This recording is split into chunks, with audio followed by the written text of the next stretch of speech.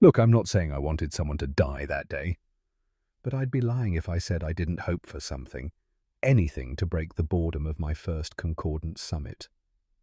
23 standard years alive, and this was supposed to be the pinnacle of my diplomatic career. The moment I'd trained for since fledging, the Grand Chamber, the seat of galactic civilization for 10,000 years. Instead, I'd spent 6 hours watching 300 delegates argue about tariff classifications on mineral exports from the Outer Reach territories. Careful what you wish for, right?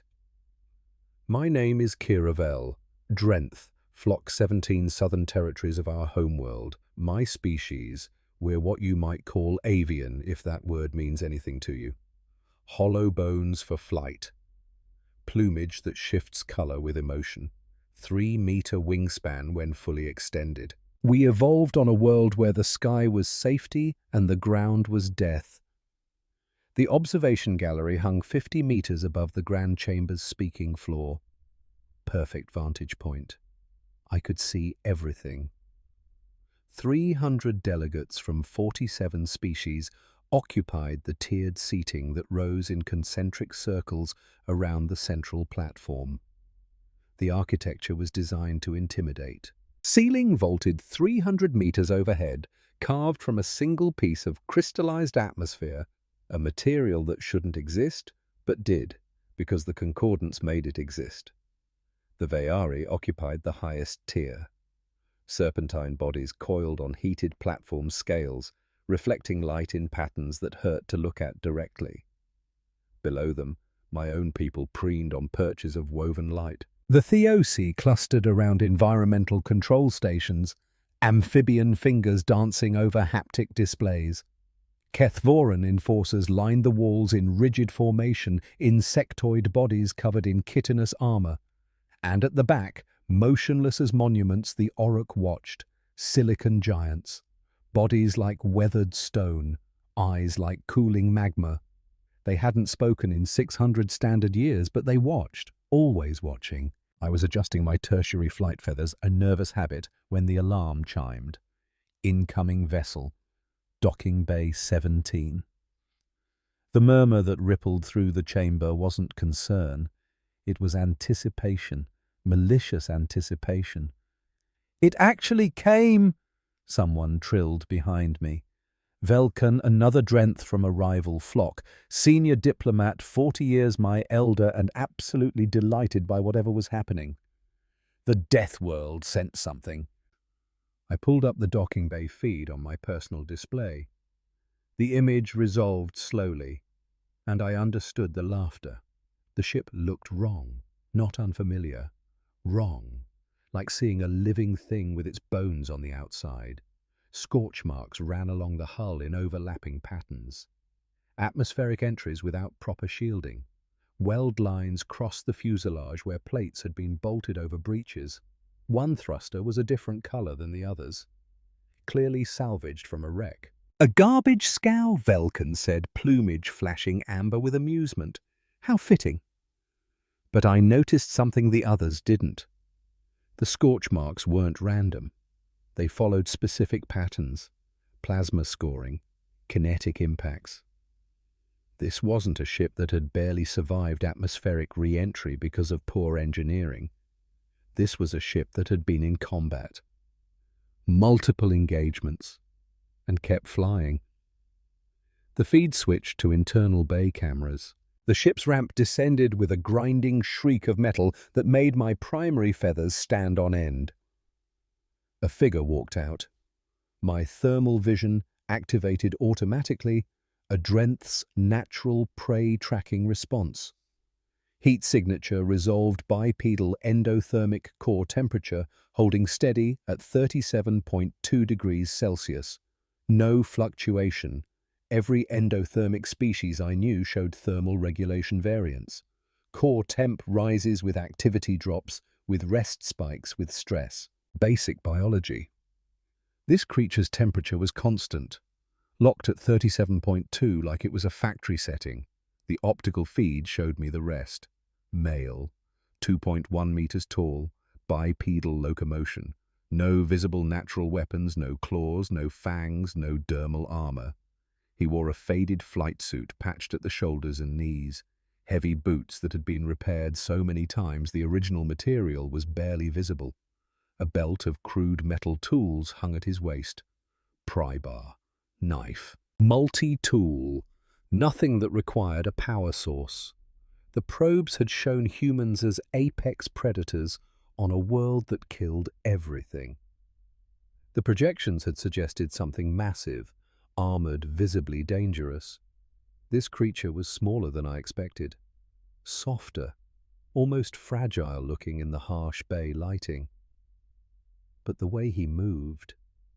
He stopped at the bottom of the ramp and looked up at the observation galleries. 300 alien faces looked back. He scratched the side of his jaw, casual, unbothered. Then he started walking. No hesitation, no deference, no acknowledgement of the laughter echoing through the bay. He walked like he owned the space. No worse, like he didn't care who owned it. That's it. Velkan's voice had risen an octave. That's the monster from the quarantine world. I watched the human's gait through my tactical analysis overlay.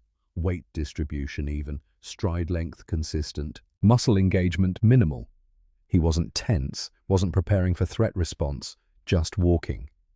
Purpose without performance. Like crossing a work site. The Kethvaran security detail intercepted him before he reached the bay doors. 4 of them, compound eyes gleaming, mandibles clicking a warning pattern that translated through my neural implant. Remain stationary. Submit to weapons scan. The human stopped. He didn't raise his hands or spread his arms, just stood there while scanning beams washed over him. My display lit up with the results before the enforcers even processed them. Metallic implements detected, belt mounted, no energy signatures, no autonomous systems, no computational enhancement. Tools, the human said. His voice was flat, unimpressed.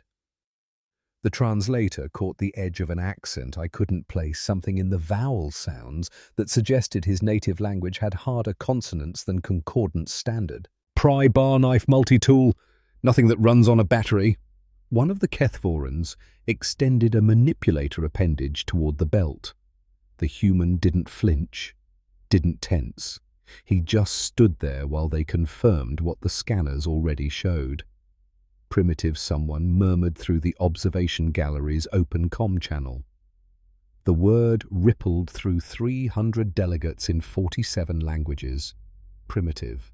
The human was cleared through security. He walked past the enforcers without a word, leaving them clicking confusion at each other through pheromone bursts. I watched him cross the threshold into the grand chamber.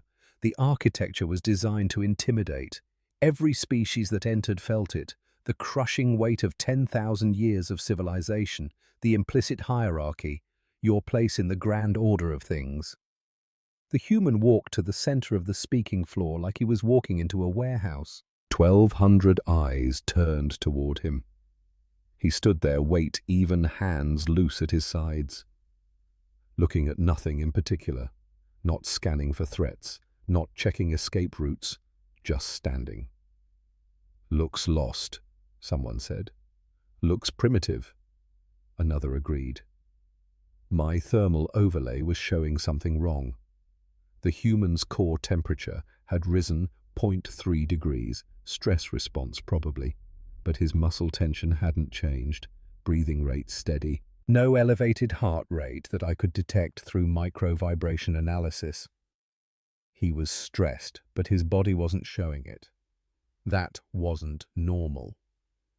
A Theosi technician in the environmental control station, ORM-7, I knew him from previous sessions, pulled up atmospheric analysis. His large eyes widened. Unusual chemical output, he croaked into the comm channel. Hydrocarbon sodium chloride, some kind of biological waste product. Sweat, another Theosi said, checking the xenobiology database. The creature regulates temperature through fluid excretion. Barbaric, someone muttered, but I was still watching the thermal signature. The human was sweating, yes. Temperature regulation through evaporative cooling. Inefficient. Wasteful.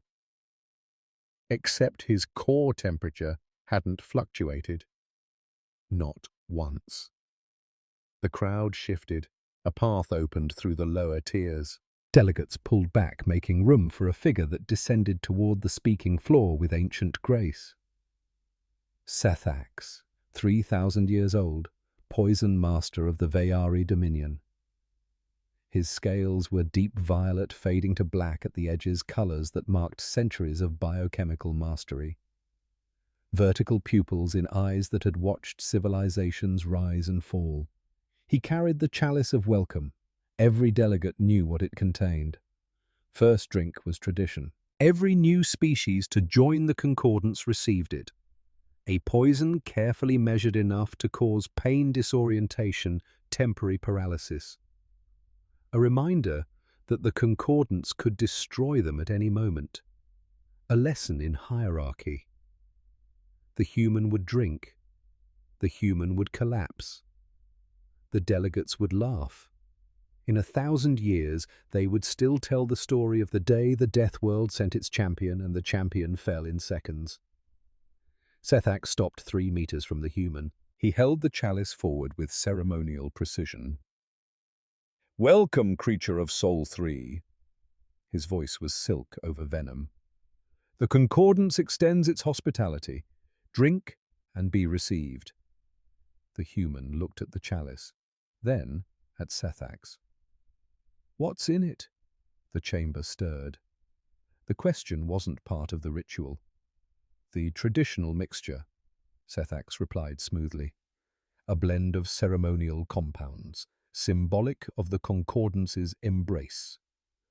The human leaned forward slightly, sniffed. "Smells like poison." Silence. Every delegate held their breath. Sethax's scales shifted through colors I'd never seen on a Veyari. Surprise, anger, threat assessment my implant translated. But I could read the body language underneath, the slight tension, the readiness. "All new delegates drink from the chalice of welcome," Sethax said. "It is tradition." The human reached out and took the chalice. My thermal overlay went into overdrive. I pulled up every sensor reading I had access to. Atmospheric analysis, biochemical detection, toxin concentration indices. The liquid in that chalice, I ran the numbers through my implant's medical database. 0.3 milliliters, lethal dose for Drenth. 0.8 milliliters, lethal dose for Kethvaran. 1.2 milliliters, lethal dose for Veyari. The chalice held 400 milliliters. The human raised it to his lips and drank. Not a sip, not a cautious taste. He drained the entire vessel in 4 long swallows, throat working, and lowered the empty chalice. 1,200 delegates held their breath. We waited for the trembling, the collapse, the foam at the mouth, the desperate clawing at the throat as Veyari neurotoxins did what they always did. The human wiped his mouth with the back of his hand. "Bit sour." Nothing happened. My sensors were screaming at me. His core temperature had spiked to 39.1 degrees Celsius for exactly 14 seconds, then stabilized back to 37.2. Impossible. That was a fever response. Accelerated metabolism to process toxins, but no species could maintain that level of thermal control. The energy expenditure alone should have caused systemic collapse. The human stood there, unchanged, unmoved, unaffected. The chalice hung loose in his grip. His eyes were steady. His breathing was even. Sethax's scales rippled through colors that had no name in my language, but every species in the room could read as wrong. "The full measure," someone whispered through the comm. He drank the full measure. That dosage would kill a Drenth in seconds. It would stop a Kethvoran's heart before it hit the floor. The human handed the empty chalice back to Sethax. "Thanks for the drink." The silence broke like glass. Every delegate spoke at once. Drenth shrieked. Theosi croaked into their communication systems. Kethvoran enforcers clicked confusion pheromone glands, spiking with alarm. The ordered hierarchy of the chamber fractured into chaos. Sethax stood frozen. His scales had gone pale, a color no living being had seen on a Veyari poison master in living memory. The color of failure, the color of impossibility.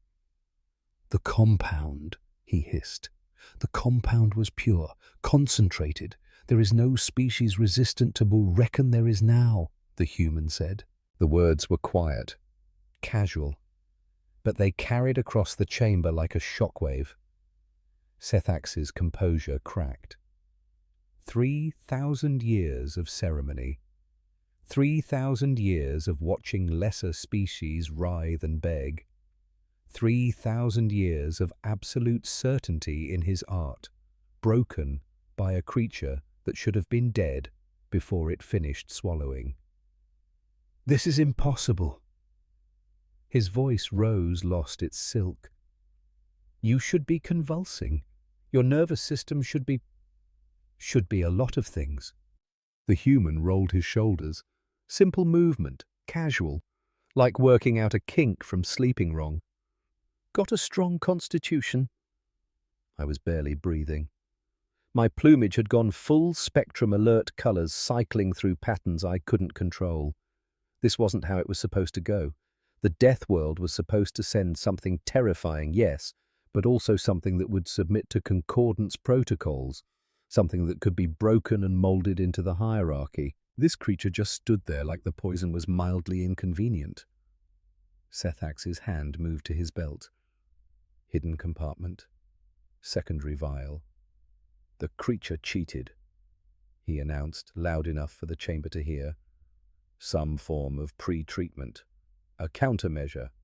The ceremony must be conducted properly." He drew the vial. The liquid inside was black. No color shifts. No ceremonial beauty. This was not the first drink.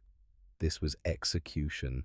"A second measure," Sethax declared, "to ensure the validity of the welcome." No one stopped him. No one objected. The human was an observer. No rights, no protections, no formal recognition. It could die on the speaking floor, and the concordance would record it as a ceremonial irregularity. Sethax stepped forward, vial raised. His fangs extended, needle-sharp, dripping with the same black compound. He would administer it directly. Into the bloodstream, no chance of resistance. The human watched him approach. I should have looked away. Every instinct I had screamed to look away. This was about to become an execution, and I was watching it happen in real time with every sensor I had trained on the speaking floor. But I couldn't stop watching. Sethax struck fast. 3,000 years of practice. A motion refined across countless kills. Fangs drove toward the human's throat with surgical precision. The human's hand came up. Not fast, not dramatic, just there. His palm caught Sethax's face. Fingers wrapped around the back of the serpentine skull. The strike stopped dead. For one moment, they were frozen. Sethax's fangs centimeters from the human's wrist. The human's hand locked around the poison master's head. Then the human twisted. The sound was short, wet, final. Sethax's body dropped. The vial shattered on the speaking floor, black liquid hissing where it touched the crystal. The poison master's head faced the wrong direction. His scales had gone grey. 3,000 years. Ended in less than a second. The human looked down at the body, then up at the chamber. 1,200 delegates stared back in absolute silence. "He shouldn't have done that," the human said. His voice was still flat, still casual, like he'd just pointed out a mistake in a maintenance report. My sensors finally gave me something useful. My implant had been running facial recognition and biological stress analysis the entire time. The human's name was Thane Corvus, 38 standard years old, occupation mining engineer, previous assignment asteroid belt operations in the Sol system's outer territories, and buried in his file, flagged but not expanded because no one had bothered to look a note about a Venus colony disaster 6 standard months ago. Terraforming failure. Corporate negligence. 217 casualties, including immediate family. I stared at that note while klaxons began to wail throughout the grand chamber. Kethvoran enforcers were activating. 20 of them breaking from the walls, chitinous blades extending from forearm sheaths. Thane Corvus had lost everyone, and he'd come here anyway. Not because he was sent, because he chose to. The enforcers moved like a single organism, 20 bodies flowing across the speaking floor in perfect synchronization. Their compound eyes tracked Thane from multiple angles simultaneously. Pheromone bursts coordinated attack vectors through their hive link. They'd pacified rebellions, ended wars, brought entire species to submission through overwhelming coordinated force. Thane pulled the pry bar from his belt. The first enforcer reached him half a second ahead of the others. Standard hive tactic, a probe strike to test defenses before the swarm committed. The chitinous blade swept toward Thane's throat in a precise arc, calculated to open arteries. Thane stepped inside the arc. The blade passed behind his head. The pry bar came up and punched through the enforcer's compound eye with a wet crunch. The hive link screamed. 20 Kethvorans felt their squad brother die. Not heard about it, felt it. The agony of chitin cracking. The terror of sudden blindness, the cold nothing that followed. The sensation rippled through their shared consciousness like fire through dry grass. 3 of them stumbled. Thane was already moving. I'd seen combat before, holographic simulations, historical recordings, carefully choreographed demonstrations designed to showcase the Concordance's military might. This wasn't that. This was brutal. Efficient. Wrong. Thane ripped the pry bar free and swung low, taking the legs out from under the second enforcer. The creature's exoskeleton was designed to resist energy weapons and kinetic impacts. It wasn't designed for a steel bar driven into the joint where thorax met abdomen. The enforcer folded. Thane stamped down on its skull before it finished falling. Another death. Another surge of shared agony through the hive link. The remaining enforcers tried to adapt. They spread out, abandoning the tight swarm pattern that made them effective. 4 circled left, 4 circled right. The others held position, waiting for an opening. Thane didn't give them time to find one. He charged the group on the left. Not tactical, not calculated, just forward, fast, violent. My combat analysis overlay couldn't keep up. Threat assessment algorithms designed to predict engagement patterns kept throwing error codes. Thane wasn't following any recognized combat doctrine. He was just attacking. The pry bar cracked chitin. The knife came out 7 inches of ceramic steel composite and found the soft tissue between armor plates. An enforcer slashed at Thane's ribs. The blade scored a line of red across his flight suit. He ignored it, drove his elbow into the attacker's throat. Cartilage gave way. The enforcer went down choking. Blood, his and theirs, splattered across the crystal floor. The hive link was chaos now. Death after death fed back through the shared consciousness. Pain compounded. Terror multiplied. The coordination that made Kethvoran enforcers deadly dissolved into noise and confusion. An enforcer froze mid-strike, overwhelmed by sensory overload from its dying squad brothers. Thane opened its throat with the knife. Another tried to flee. Instinct overriding training. It made it 4 steps before Thane caught it from behind. I forced myself to keep watching, to keep recording. Someone had to witness this. Someone had to remember what happened when the concordance pushed too far. 14 Kethvaran bodies on the speaking floor. The remaining 6 had pulled back, clustering together. Chitinous blades raised, but no longer attacking. Their compound eyes were wide, pheromone glands pumping distress signals into the air. Thane stood in the center of the carnage. His flight suit was torn in 3 places. Blood ran down his left arm from a gash he hadn't bothered to acknowledge. The pry bar dripped. The knife dripped. He wasn't breathing hard. Environmental protocols. Orm 7's voice cut through my comm channel. High-pitched, frantic. Activate environmental protocols now. The air changed. I felt it before my sensors confirmed it. A thinning. A coldness. The Grand Chamber's atmospheric systems had been designed to maintain perfect comfort for the Concordance's member species. Temperature at optimal range. Oxygen content at standard 21%. Pressure balanced for maximum physiological efficiency. Now they did the opposite. Oxygen content dropped. 21% plummeted toward 15, then 12, then 10. My respiratory sacs ached.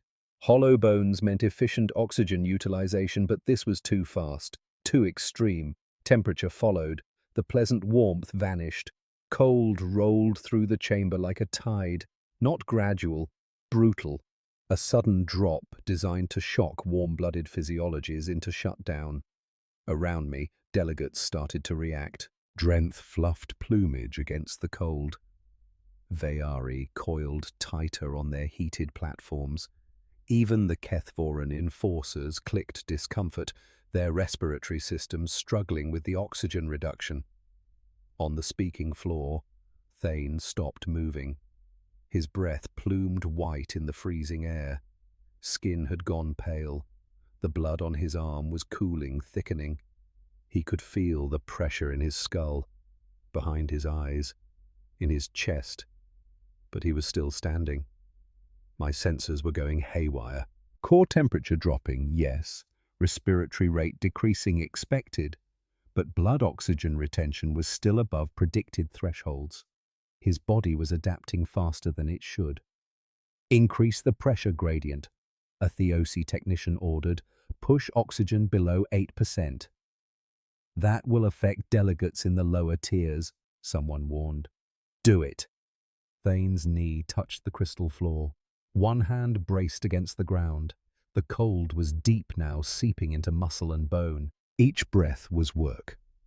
Around him, the last 6 Kethvaran enforcers collapsed. Their respiratory systems couldn't function below 12% oxygen.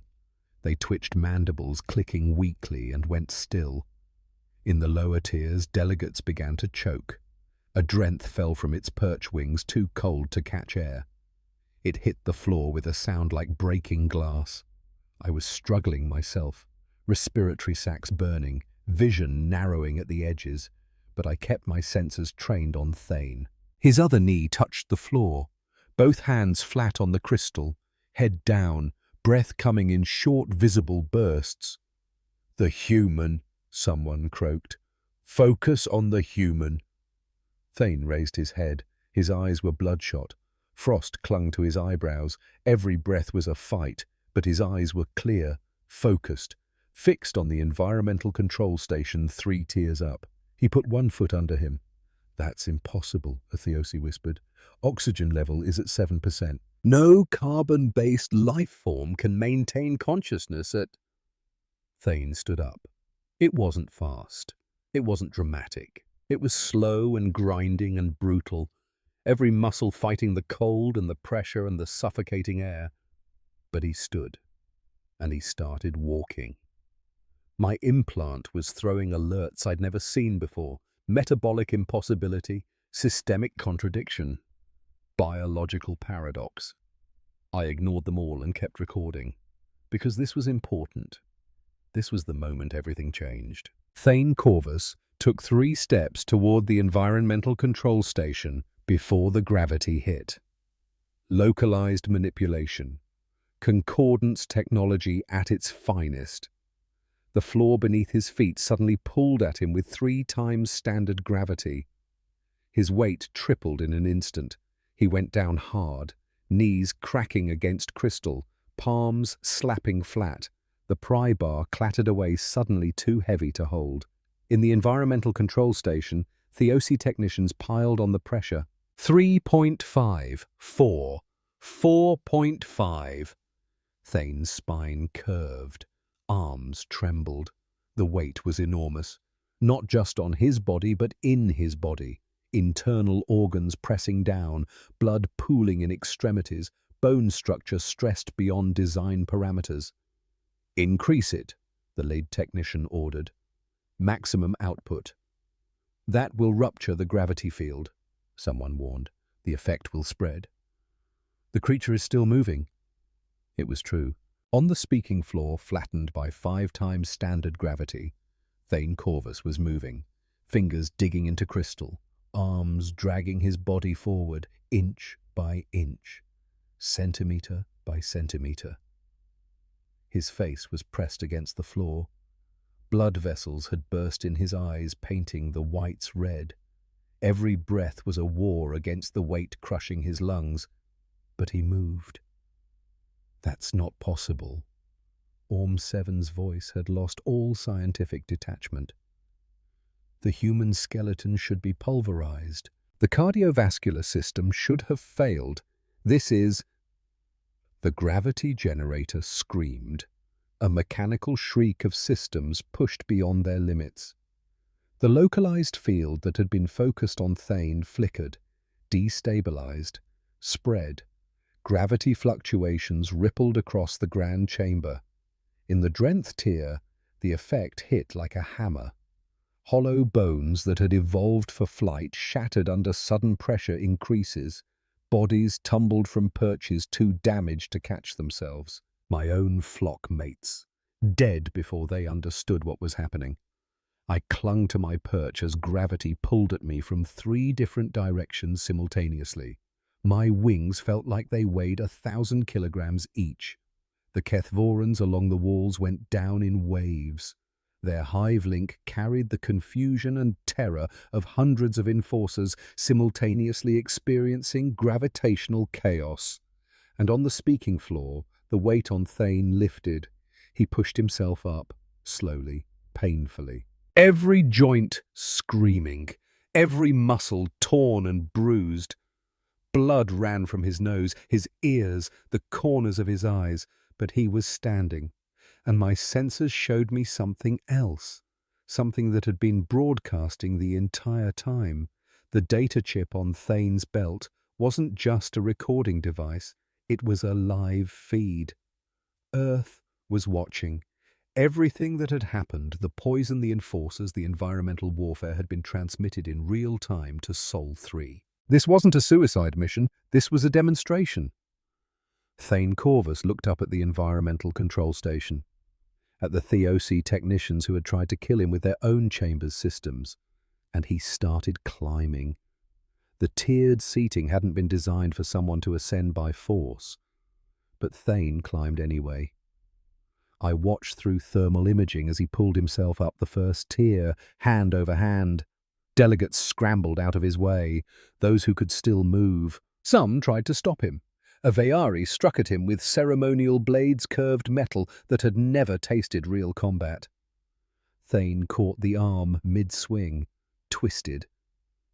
The sound of breaking bone echoed through my audio pickups. The Veyari fell back scales flashing pain colors. A Drenth dove at Thane's eyes, talons extended. From my own species, panic-driven, stupid. Thane swatted it from the air like it was an insect. The body hit the tier below with a wet crunch. I felt nothing watching that. My plumage should have flashed distress colors for a fallen flock member. It didn't. Maybe I was in shock. Maybe I'd already started to change. Thane reached the environmental control station. 6 Theosi technicians clustered around the primary console. Orm 7 was among them. His large eyes met mine through the camera feed for just a moment. He looked terrified. "Please." the lead technician croaked as Thane stepped onto the platform. Mucus-slick skin had gone pale grey. "We were following protocol. The systems are designed to—" Thane grabbed him by the throat, not with rage, not with hatred, just grabbed him like you'd grab a tool, and shoved him into the primary console. Displays cracked, haptic interfaces shattered. The technician's body went through the crystal panel and into the machinery beneath. Sparks flew, systems screamed. The other technicians tried to run. Thane caught them one by one. He didn't kill them all. Some he simply broke. Arms, legs. Enough that they couldn't operate the systems anymore. Enough that they'd remember. Orm 7 was the last one. Thane held him by the collar, suspended over the ruined console, where sparks were still jumping between exposed circuits. "Turn it off!" Orm's amphibian fingers found controls that still worked. Emergency shutdown sequences activated. The atmospheric cycling began to stabilize. Gravity fluctuations dampened, temperature slowly crawling back towards survivable ranges. Thane released him. Orm collapsed against the broken machinery, weeping fluids from orifices I didn't want to analyze. And then Thane did something I didn't expect. He found the master power junction for the entire lighting grid, studied it for maybe 5 seconds. Then he didn't shut it down. He destabilized it. The lights flickered, died. Red emergency lighting pulsed once, twice, then went dark. The grand chamber of the galactic concordance, the seat of power for 10,000 years, went black. Absolute darkness. My night vision activated automatically. Thermal overlay. Low light amplification. Every sensory enhancement my species had evolved for hunting in twilight forests. I could see. Most of the delegates couldn't. In the darkness, something worse than silence filled the void. The sounds of the wounded, the clicking of Kethvaran distress signals growing weaker, the wet sobbing of dying Theosi, the broken musical wails of Drenth who'd watched their flockmates shatter. And somewhere in that darkness, moving without sound, was Thane Corvus. I should have fled. Every survival instinct screamed at me to use my wings, get out of the chamber, get as far away as possible from whatever was about to happen. But I stayed, because someone had to witness. A scream cut through the darkness, short, gurgling. Then nothing. Western tier, maybe 30 meters away. "He's there!" a Veyari hissed. "Western section." Another scream. Eastern tier this time, closer. My thermal overlay tracked him. Thane was moving through the structural supports beneath the tiered seating, crawling through gaps in the architecture, using the chamber's own design against the delegates who'd built it to intimidate lesser species. A body fell from somewhere above, hit the speaking floor with a sound like wet cloth on stone. The bioluminescent patches on its skin flickered once and went dark. The delegates went silent. Even the wounded tried to muffle their pain. Sound meant location. Location meant death. Minutes passed. Maybe hours. Time lost meaning in the darkness. The only measure was the screams, each one marking another death, each one coming from a different direction. I watched through thermal. Thane's body temperature had stabilized back at 37.2 degrees. Steady, constant. Like none of this was affecting him, but I knew better now. Every kill I caught micro-expressions in the infrared, a tightness around his eyes, a slight downturn of his mouth. This wasn't easy for him, wasn't enjoyable.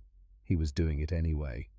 A Kethvaran enforcer, one of the few still functional, tried to organize a defense.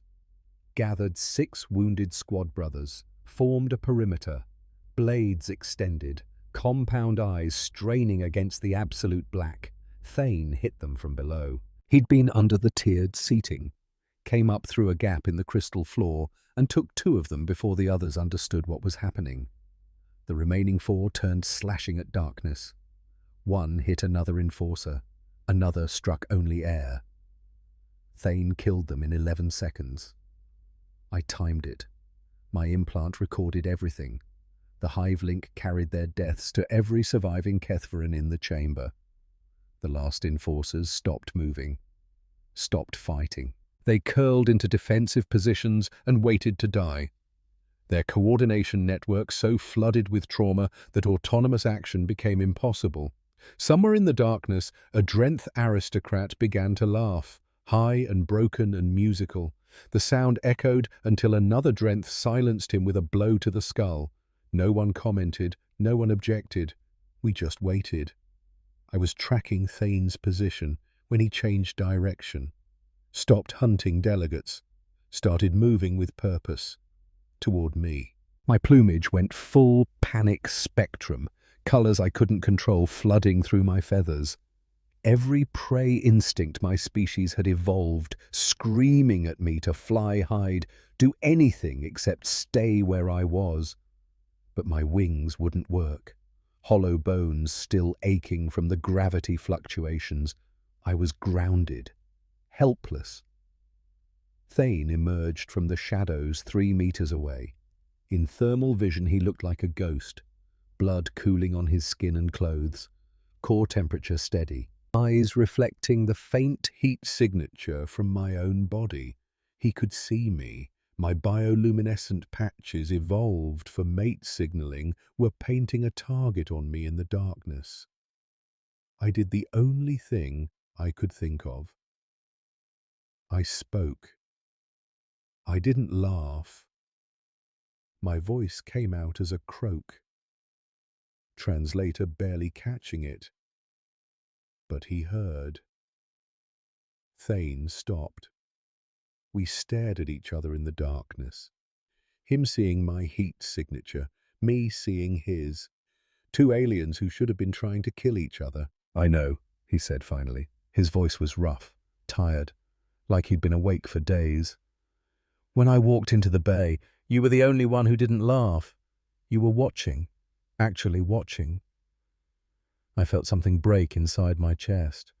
Relief, terror, I didn't know which. "You noticed that," I managed. "I notice a lot of things." He moved closer, not threatening, just closer. I could see details now even through the darkness. The blood on his hands, the torn flight suit, the way he favored his left leg. "You're hurt," I said. "I've been hurt before." Silence stretched between us. Somewhere in the chamber another scream cut short, another death added to the count. Thane didn't look away from me. "What's your name?" he asked. "Kiravel, Drenth, Flock 17. "Kiravel." He repeated it carefully, getting the pronunciation right. "I'm Thane, but you probably already know that. Your file says you're a mining engineer." A sound escaped him. Almost a laugh. Almost. "Yeah, I fix things. Or I used to. Before." He trailed off, but I'd read the file. I knew what came before. "The Venus colony," I said quietly. "I'm sorry." "Don't be. Wasn't your fault." He looked away then, past me, toward the tiers where delegates were still hiding in the darkness. "This wasn't supposed to happen," he said. "Any of this. I was just supposed to come here, let them laugh at Earth and leave, show them we're not a threat, that we can follow their protocols. Then why? Because he tried to kill me. Flat. Simple. Sethax. The poison didn't work, so he tried to inject it straight into my bloodstream. That's not protocol, that's execution." I wanted to argue, to defend the concordance, to explain that sometimes the hierarchy demanded harsh lessons, but I'd watched 300 delegates try to kill one unarmed engineer. I'd watched them fail, and I'd watched him fight back with tools pulled from his belt. The hierarchy was built on a lie, We were never superior, just first. You didn't laugh, Thane said again. That matters. More than you know.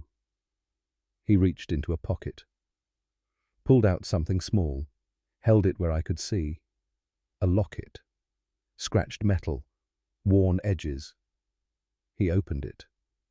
2 faces smiled out from a tiny holographic display. Female, young girl, human, family. They died because I chose work over them, he said quietly. Colony needed maintenance, critical systems. I was off planet when the atmospheric processors failed. Got back in time to recover the bodies. His hand closed around the locket.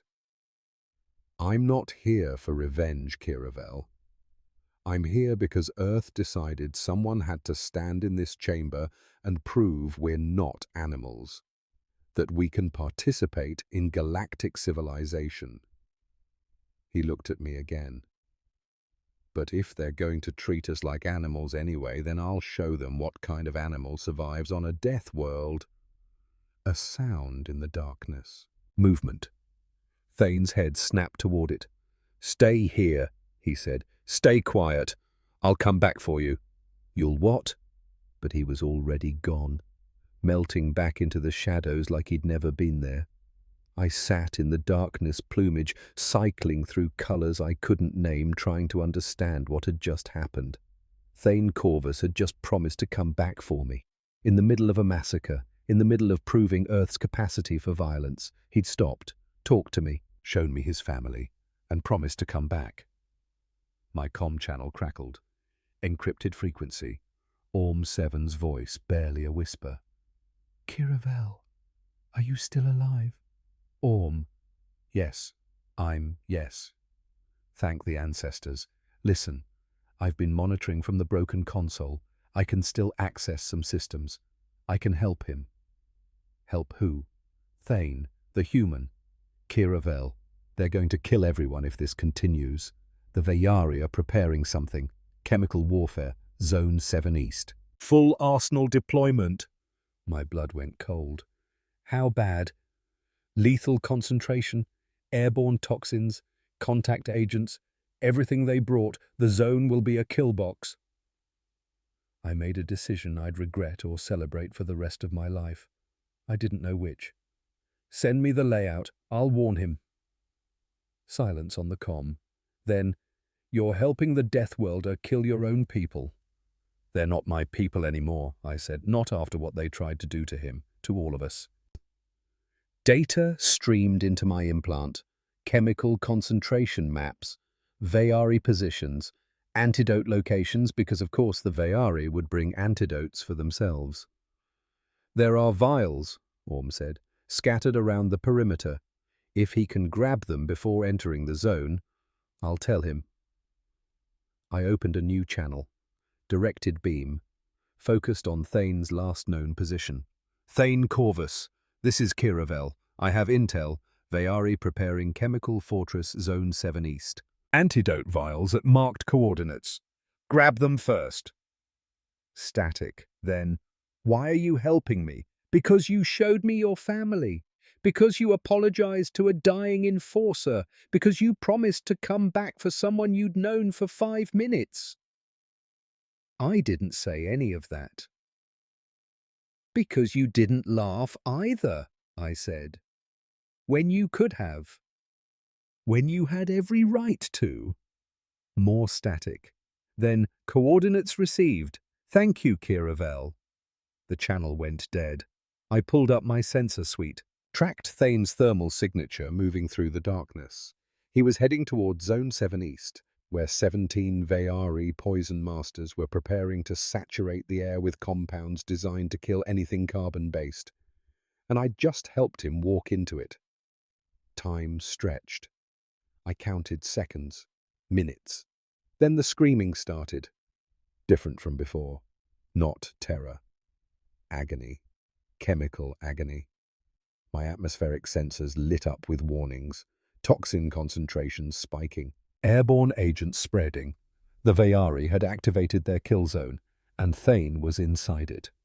I watched his thermal signature through the haze of chemical interference, watched his core temperature spike as his body tried to process the poison flooding his system, watched him grab vials 1, 2, 3 and inject them without stopping. No time to check what compounds they counted. Just inject and keep moving. 17 Veyari signatures on my display, then 16, 15, 14. One by one they went dark. Thane was killing them in their own fortress, in the middle of a chemical weapon deployment that should have killed him 3 times over. His core temperature hit 40.1 degrees Celsius. Fever response fighting cellular breakdown, blood oxygen saturation dropping, respiratory rate spiking. He was dying, but he was still moving. 13 Veyari, 12, 11. The remaining ones tried to flee, tried to slither out of their own kill zone. But the toxins they'd spread worked against them. Concentration too high, dispersion too fast. They were choking on their own weapons. Thane caught them anyway. 10, 9, 8. My sensors were screaming warnings. Thane's biosigns were collapsing. Multiple organ stress. Systemic toxin saturation. He should have been dead. 7, 6, 5. The last Veyari stopped trying to flee. Stopped moving. Just waited. Thane's thermal signature stood over it for a long moment. Then 4, 3, 2, 1, 0. 17 Veyari poison masters, dead in their own chemical fortress. Thane's signature staggered, fell, lay still. No, I whispered. I was airborne before I realized I'd decided to fly. Wings that shouldn't have worked after the gravity trauma somehow caught air. Hollow bones screaming protest. I didn't care. I flew toward Zone 7 East, toward the chemical haze that my sensors said would kill me in seconds, toward a human I'd known for less than an hour. Because someone had to witness. And maybe, just maybe, someone had to help. I found him collapsed in the center of the kill zone, surrounded by 17 bodies, covered in blood and toxins and fluids I couldn't identify, not moving. Thane. I landed hard. My talons skidded on chemical slick crystal. I didn't care about contamination, didn't care about exposure. I grabbed his shoulder, shook him. His eyes opened, bloodshot, unfocused, but open. "Kiravel," he croaked. "Told you I'd come back." "You collapsed. You need medical." "No time." He tried to sit up, failed, tried again. I got under his arm, hollow bones supporting dense human muscle, and helped him to his feet. "Orm," I called on the comm. "I need medical supplies, clean zone, anything." "Medical alcove, Tier 3, North Quadrant." Orm responded immediately. "I'm unsealing it now." We staggered through the darkness together. Thane's weight against my side, my wings partially extended for balance. 2 aliens who shouldn't have been helping each other. Behind us, 17 Veyari poison masters lay dead in their chemical fortress. Ahead in the darkness, 300 more delegates waited. And somewhere far above in orbit around the planet, something else was happening. My long-range sensors caught it first. A hologram projection. Council chambers. Emergency frequency. Broadcasting to every delegate's personal comm channels simultaneously. I pulled up the feed. 12 figures in ceremonial robes. The High Council. Species I'd never seen in person. Ancient, powerful. The ones who actually ruled the concordance while the delegates argued about tariffs. The central figure spoke. "Attention all concordance delegates and personnel. In response to the unprovoked attack by the Sol 3 representative and in accordance with Quarantine Protocol 7, the High Council has authorized immediate defensive action against the aggressor species." My blood froze. "Orbital strike platforms are being positioned. Target Sol 3. Primary population centers, military installations, industrial infrastructure." "No," Time to first strike 90 standard minutes. This is not a negotiation. This is not a trial. This is survival of the concordance. The hologram cut out. Thane heard it. I felt him stiffen against my side. 90 minutes, he said quietly. They're going to glass Earth. His hand found the data chip on his belt. Still broadcasting. Still transmitting everything that happened here back to Sol 3. They're watching, he said. They know. They'll mobilize the defense fleet, but 90 minutes. He trailed off. We both knew the math.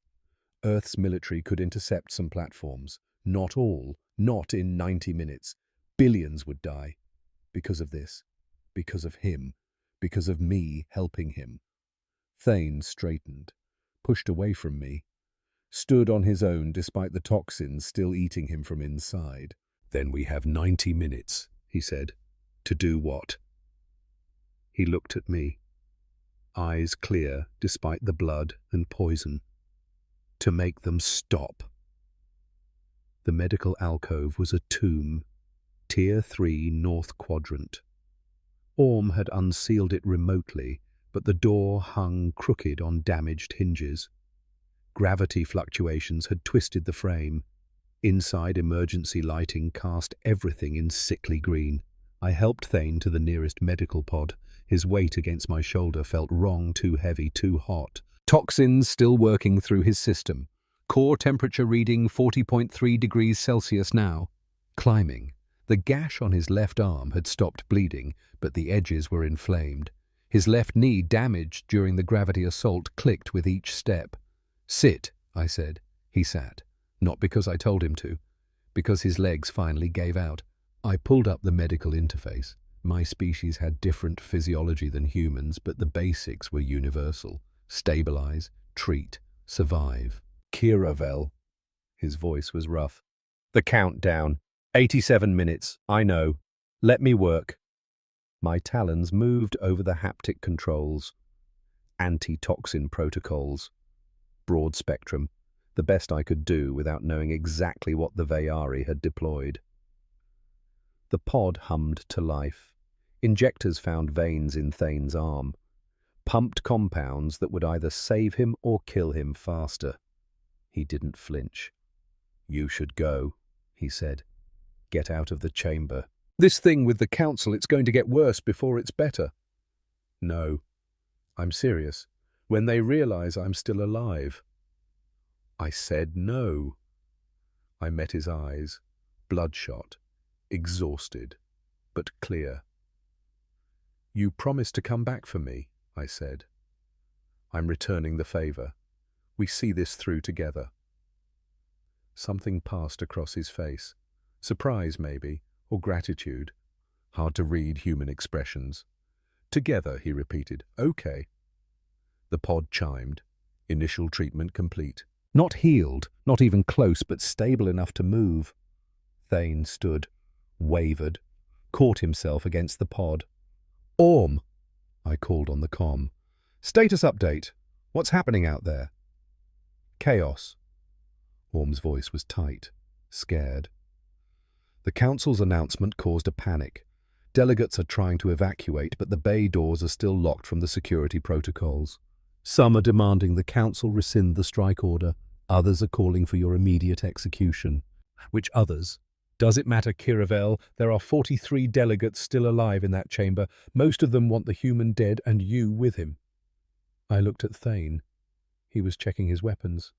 Pry bar, knife, both still dripping blood that wasn't entirely his. Can you access the council's communication frequency? I asked Orm. Silence. Then, yes. But they won't listen. The decision is made. Get me on that frequency anyway, and Orm start recording. Everything. Full broadcast spectrum. What are you planning? Witness testimony, I said. Someone needs to see what really happened here. Thane was watching me. You're going to tell them the truth? Someone has to. They won't care. The council doesn't care about truth. Only hierarchy. Only control. Maybe. But Earth is watching too, right? Your data chip. Still broadcasting. He touched his belt. The chip was cracked, but the indicator light still blinked. Active. Transmitting. Yeah, they're watching. Then let's give them something worth seeing. Movement in the corridor outside. Heavy. Deliberate. Footsteps that shook the floor with each impact. Not delegates, not enforcers. Something else. Thane's hand went to his knife. I activated my thermal overlay. The signature that appeared was massive, 3 meters tall, dense, hot but not biological heat, geothermal, like magma cooling in real time. "Orruk," I whispered. The witness entered the alcove. Silicon body weathered like ancient stone, eyes like molten gold. It moved with the weight of continents, each step measured, purposeful. It had stood silent in the grand chamber for 600 years. Now it spoke. The voice wasn't sound. It was deeper than that. Vibration, resonance. I felt it in my hollow bones, in the crystal walls, in the air itself. "Thane Corvus, Kiravel of Flock 17, we would speak with you." Thane didn't lower his knife, but he didn't attack either. "Speak, then." The Orruk's eyes fixed on him, millennia compressed into a single gaze. "You ask why we did not intervene, why we allowed this massacre, why we stood silent while the Concordance attempted to kill you through every means available." The thought crossed my mind. We stood silent because we have seen this before. The witness raised one massive hand. The wall behind it flickered. Holographic projection. Ancient, grainy, but clear enough. A world, continents, oceans, cities that glowed like circuits across the night side. "Our world," the witness said. 50,000 of your years ago. Class 9, Deathworld. Gravity 2.3 times your Earth standard. Atmosphere toxic to 97% of known species. Predators in every biome. Survival was adaptation or extinction.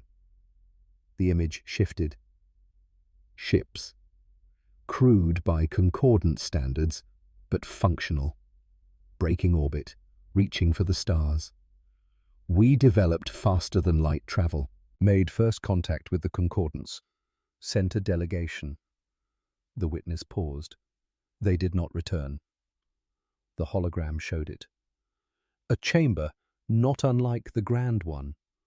Orruk delegates standing before a council of species I didn't recognize. Then fire, orbital bombardment, a planet burning. 8 billion of our kind died in the first 6 hours.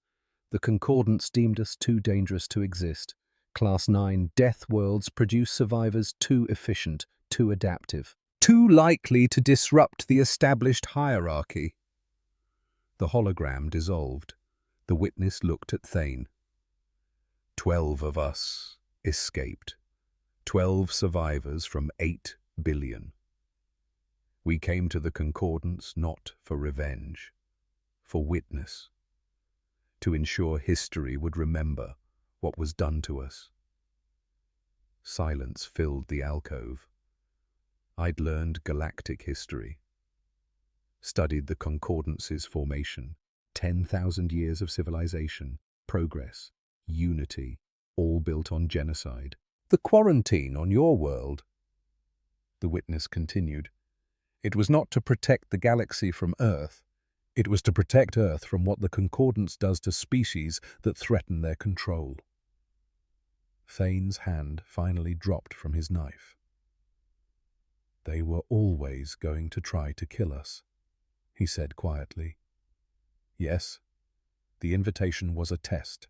The poison ritual was confirmation. If you had died, Earth would have been deemed manageable, weak, worthy of controlled integration. But I didn't die. No, you survived, you fought back, you proved that humans like Orruk before you were too dangerous to the hierarchy. The witness moved closer, each step shaking the floor. In 73 minutes, orbital platforms will fire on your world. Billions will die, unless you stop it. How? I asked. My voice sounded small, broken. The council has already made their decision. They won't listen to, they will listen, the witness said to the truth. Broadcast across every concordance channel, every world, every species that has ever wondered if the hierarchy serves them or enslaves them. Orm's voice crackled on the comm. I can do it. I can hijack the main broadcast network, but I need content. Something that can't be denied, can't be buried. The witness nodded slowly. Then, let us bear witness together to what the concordance has always been, to what it must never be again. The witness turned and left the alcove, moving toward the grand chamber, toward the 300 delegates, 43 still alive, who represented 10,000 years of lies. Thane looked at me. You ready for this? I spread my wings, still aching, still damaged, but functional. Someone has to witness, I said. Yeah. He touched the locket in his pocket. Someone does. We followed the witness back into the darkness. The grand chamber lights came on in stages, not the main illumination. Emergency systems only, red and amber, painting everything in blood colors. 43 delegates remained, scattered across the tiers, huddled in clusters, some wounded, all terrified. They saw the witness first, 3 meters of living stone descending toward the speaking floor. Then they saw Thane, covered in blood and chemical residue, but walking, still alive. Finally, they saw me. Drenth, one of them, following the Deathworlder like I'd chosen a side. I had. Orm, I said into the comm. Are we broadcasting full spectrum, every concordance channel, 10,000 worlds are watching? Good. I flew to the speaking floor, landed beside Thane and the witness. 3 species, 3 survivors, standing where Sethax had fallen 6 hours ago. Had it only been 6 hours? My name is Kiravel, I said. My voice projected through the chamber's acoustic architecture, through Orm's hijacked broadcast network, through space to 10,000 watching worlds. I am Drenth, Flock 17, Junior Delegate. This is my first Concordance Summit. I looked up at the surviving delegates in the tiers. I watched what happened here, all of it. Every moment recorded in my implant, every death, every choice. My wings spread, full display, colors cycling through patterns that meant truth-speaking in my culture. The Concordance invited Earth to send a delegate, called it an honor. It was a test, a joke, a trap. Murmurs rippled through the delegates. They gave him poison designed to kill. When he survived, they tried to execute him. When he defended himself, they deployed enforcers, environmental warfare, chemical weapons, everything in our arsenal. I turned to Thane. 1,157 delegates are dead. Not because Thane Corvus is a monster, because we tried to kill him first, because we couldn't accept that a Deathworld species might be our equal. The chamber erupted. Protests, denials, accusations. The witness raised one hand. The sound stopped. Not because of command, because of weight. The gravity of 50,000 years of silence ending. The Orruk confirmed this testimony, the witness said. We watched, we recorded, we remember. Holographic projections filled the chamber. Not ancient history this time. Recent, the last 6 hours. Sethax offering poison. Thane drinking. Sethax attacking. Thane defending, Kethvarans swarming, Thane fighting, environmental systems failing, delegates dying from their own weapons, everything, unedited, undeniable. 50,000 years ago, the witness said, the concordance did this to our world, 8 billion dead, for the crime of being too strong, too adaptive, too threatening to their control. The witness turned to face the tears, every delegate, every species. Today they attempt the same genocide, orbital strike on Earth, billions to die, because one human refused to submit to murder. A hologram appeared above the speaking floor. The High Council, live feed, 12 figures in ceremonial robes. "This broadcast is illegal," the central figure said.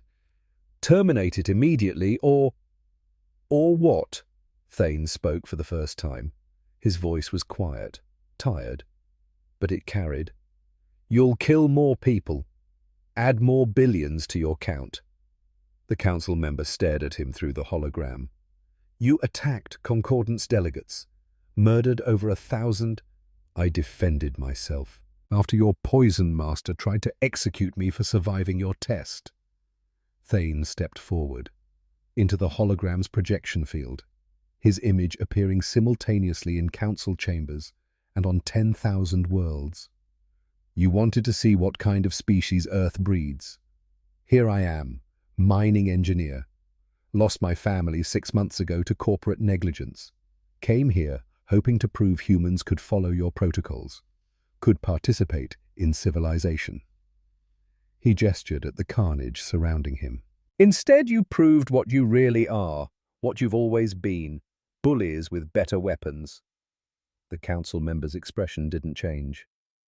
"The strike order stands. Earth will be neutralized." "No!" The voice came from everywhere at once. Not Thane, not the witness. Orm.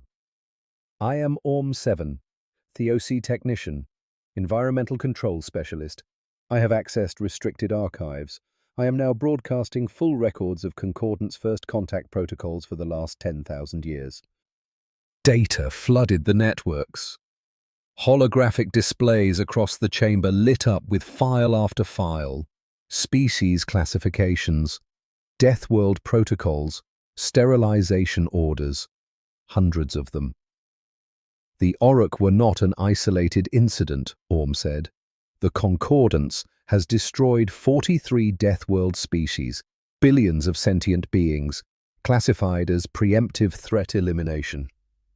The delegates in the chamber went silent. On 10,000 worlds, populations watched the same data appear on their displays. Genocide, systematic, calculated, ongoing.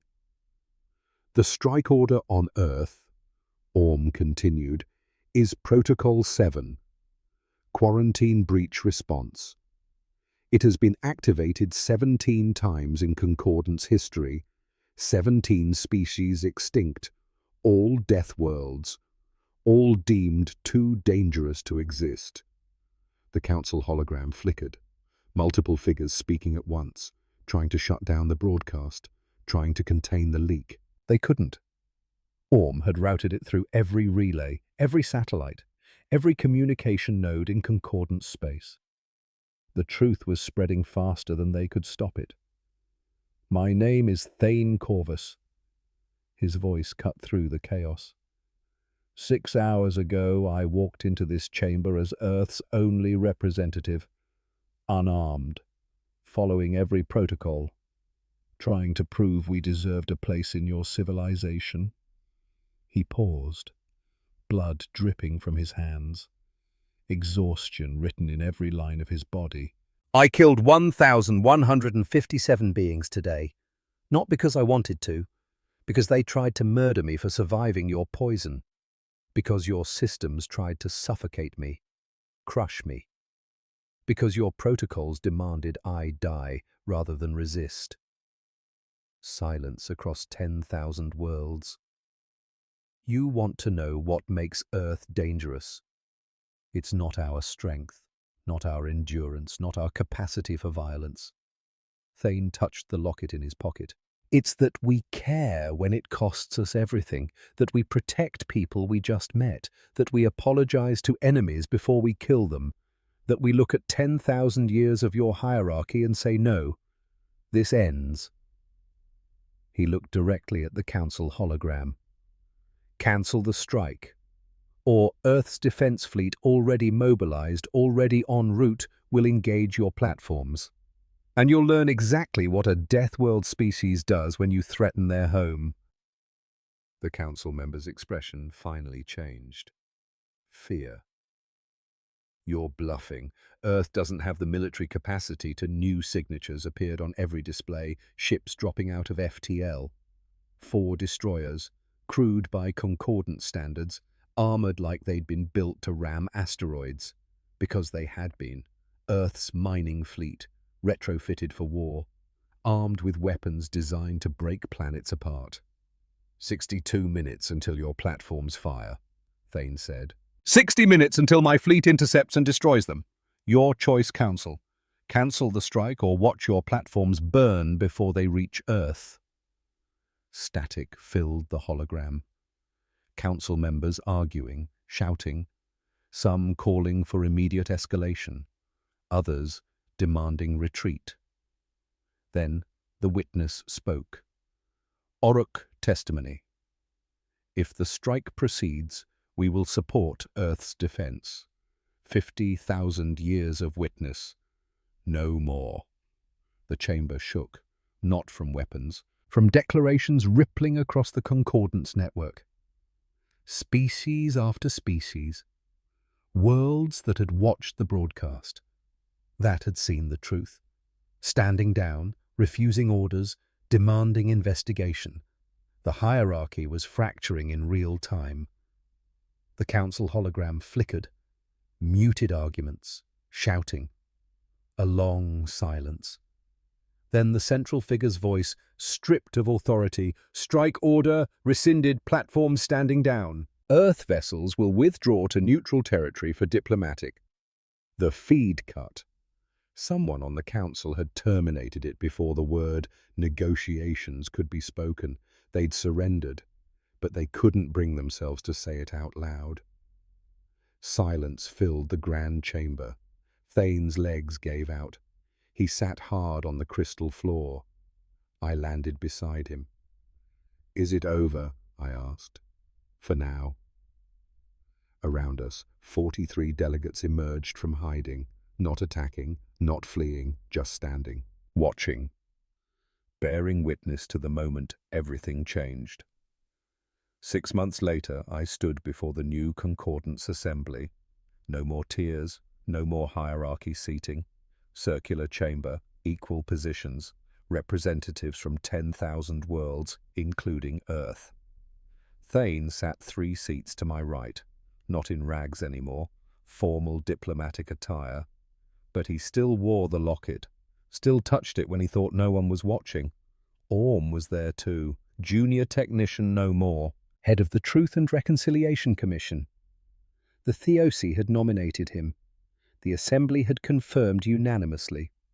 The witness stood at the chamber's centre, not silent anymore, speaking for the first time in 600 years, testifying to 50,000 years of genocide, making sure we remembered, making sure we never did it again.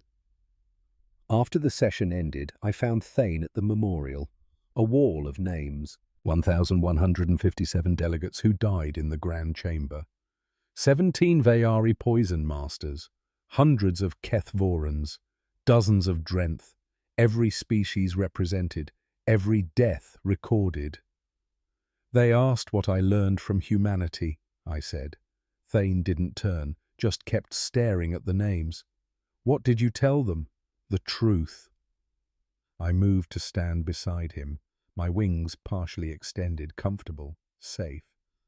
I told them I didn't learn about your strength. They saw you break Kethvoran exoskeletons, survive poison that should have liquefied your organs, walk through gravity that should have pulverized your bones. What then? I told them about the moment you apologized to a dying enforcer, about protecting me when logic said run, about collapsing from chemical weapons and still asking if Orm was safe. Thane finally looked at me. "That's what makes you dangerous," I continued. "Not strength. Compassion. Caring when it costs you everything. Fighting when it's suicidal to fight. Hoping when hope is mathematically impossible." I touched one of the names on the wall. A Drenth from my own flock. Someone who'd laughed when Thane arrived, who'd died when the gravity fluctuations shattered their bones. That's what terrified the old concordance, a species that doesn't calculate cost-benefit before helping. That forms pack bonds with strangers. That treats survival as a team sport. And now we have a choice. Build something better, or repeat the same mistakes. Thane touched his locket, opened it. The faces inside smiled up at us. Wife, daughter, gone. "I chose work over them once," he said quietly. "Chose responsibility over presence. They died because I wasn't there." He closed the locket. "I can't undo that. Can't bring them back. But I can make sure no one else loses family to the same institutional indifference that killed them, to the same hierarchy that values power over people." "Is that why you stayed? Why you accepted the ambassador position?" "Someone has to witness," he said. "Someone has to remember. Make sure the costs matter." He looked at me. "Besides, I made a promise to come back for you. Can't do that if I'm halfway across the galaxy." I felt my plumage shift to colors I didn't have words for. Gratitude, respect, something else, something new. "The new concordance needs a motto," I said. "Something to replace the old hierarchy protocols." "What are you thinking?" "We see you, we remember, we stand together." Thane smiled. First real smile I'd seen from him. "Yeah, I like that." We stood at the memorial together, human and Drenth, Deathworlder and Skydancer. Two species that should have been enemies. Instead, we were something the old concordance never imagined. Friends. Behind us, the new assembly convened. No more tests, no more poison rituals, no more death world protocols. Just species trying to figure out how to coexist without hierarchy, without genocide, without repeating 50,000 years of mistakes. It wouldn't be easy. Change never was. But we had something the old concordance never had. We had hope, and we had each other. And sometimes, just sometimes, that was enough. The quarantine was over. For all of us.